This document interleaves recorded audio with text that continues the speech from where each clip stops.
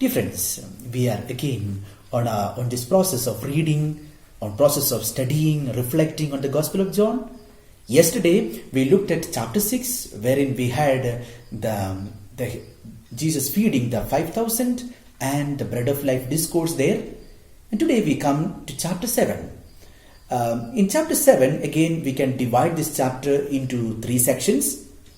From verse 1 to 13, we can see it as a kind of an introduction, wherein Jesus goes up to Jerusalem for the feast. Now the feast, that feast is the feast of the booths, or the feast of the tents or tabernacles, a very important feast for the Jewish people. And second section from 14 to 36 is a discourse that Jesus makes during the feast, wherein he would speak about his right to teach, etc., and the reaction of the people to that discourse of Jesus. And finally, from verse 37 to 52 is the discourse on the last day of the feast, on the seventh day, where Jesus would speak about the living water, and again a reaction from the part of the people to that discourse of Jesus, to that teaching of Jesus. Chapter 7, if we look at verse 3 to 5, 3, 4 and 5, we see that even his own relatives, his own brothers, they fail to understand his mission. They have seen a lot of signs that Jesus has performed. They saw the signs, but they were not able to get the meaning that was behind those signs that Jesus was performing. And so they do not actually believe in Jesus. Then when it comes to verse 10 to 13, there is a division of opinion regarding Jesus. Some of them say that Jesus is a good man, Others would say that he is deceiving the crowd. There is a division there. In fact, in chapter 7, we find a lot of controversies, a lot of difference of opinion regarding Jesus. And so in 10, 11, 12, 13, we find that kind of a division of opinion regarding Jesus. And then Jesus speaks during that feast, the Feast of the Tabernacles, Feast of the Tents. And then again he would speak about his authority. His authority is from the one who sent him. His authority is from God.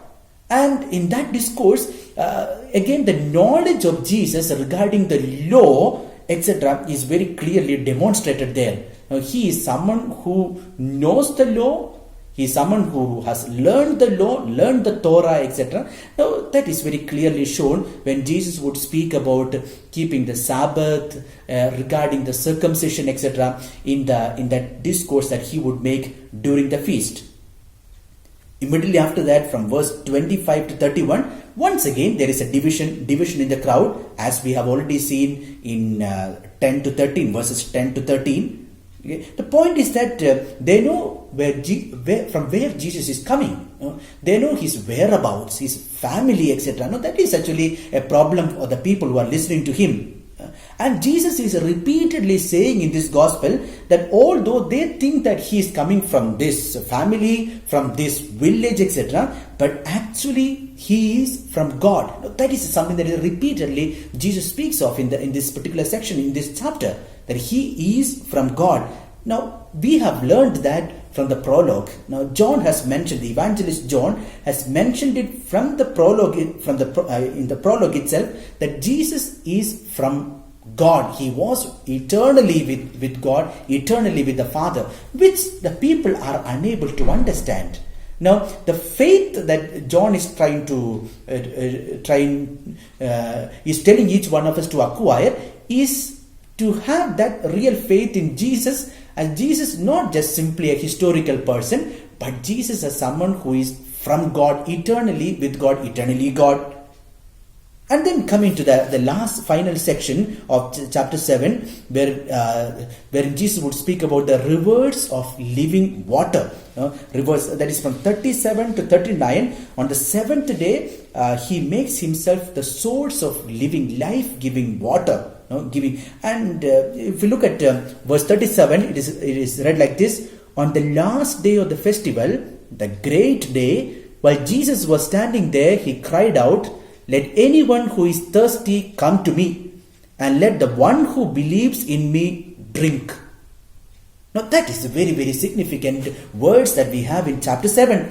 Because whenever in the Old Testament it was spoken of water, it was always in the context of the water that was flowing from the temple, etc. Now the wisdom, the water that was flowing from the temple, which satisfies everyone, which keeps life, which maintains the life of people. So if you read Exodus 17:1, Isaiah 12:3, Isaiah 32:5, 43:20, Jeremiah 2:3, Ezekiel 36:25-26, again Ezekiel 47:1-5, Joel chapter 2, chapter 3, Zechariah chapter 40 will all speak about the river that flows from the temple.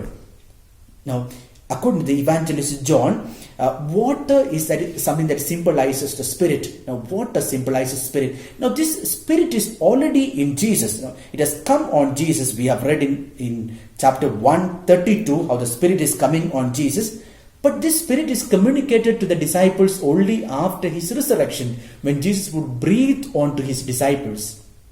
And so the invitation is that this water is in him, the Spirit is in him. Jesus is inviting each one to come to him and to receive this Spirit, receive the water.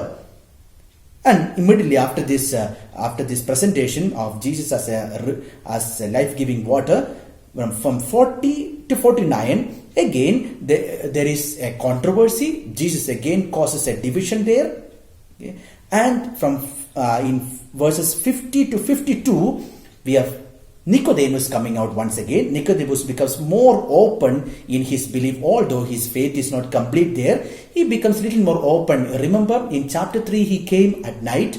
Now he comes out little more publicly, and he would ask in the Jewish council in Sanhedrin to give a fair hearing for Jesus. And so, dear friends, in this chapter 7, lots of controversies related to Jesus. People are divided in their opinion about Jesus. At the same time, let us focus more on this section 37 to 39, wherein Jesus would speak about himself as a source or dispenser of life-giving water.